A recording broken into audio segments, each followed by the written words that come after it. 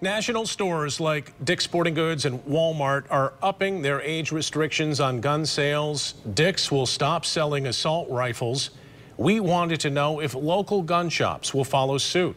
24-hour News 8's Sarah Hurwitz went to some stores around West Michigan today. She's live in Cascade Township. Sarah? Well, Brian and Sue, despite those nationwide retailers like Walmart and Dick's Sporting Goods making those announcements this week, local gun shops are not following suit, noting that they don't feel it's necessary. We've sold thousands of these over the last 5 years.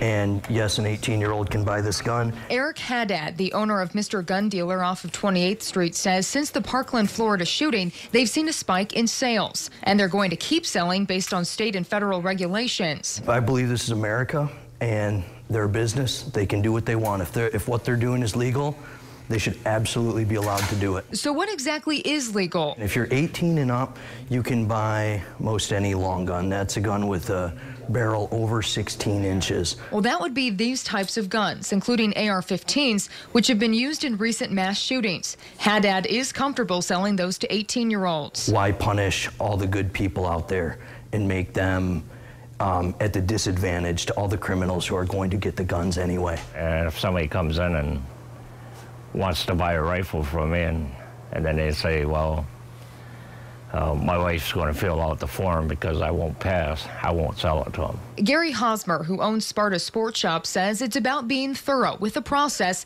and sticking to the rules. And he is also not making any changes. I flat out tell them if anybody comes in and asks for that particular rifle that I think is associated with you, I won't sell it to them.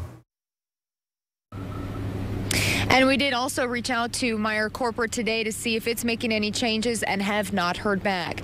Live here in Cascade Township tonight, Sarah Hurwitz, 24-hour News 8. Politicians in Lansing and Washington are discussing what can be done to prevent tragedies in schools. 24-hour News 8 political reporter Rick Albin spoke with Governor Rick Snyder today to get his take on what's ahead.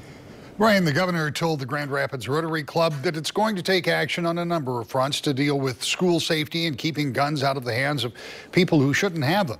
I talked with the governor about his recent trip with fellow governors to Washington and a meeting with President Trump at the White House where guns and school safety were a major topic. He said there's a role for everyone in finding solutions. There's no question that you as a governor and all governors have a vested interest in looking at this, but how much of this is a state issue? How much of this is a federal issue? It's both. This is a case where you'd hope the federal government could take a lead because it affects all of us. As you said, we're all in the same boat as governors, but I think this is a case where hopefully to the degree we see going too slow at the federal level or other challenges, we can do some smart things at the state level to address this question.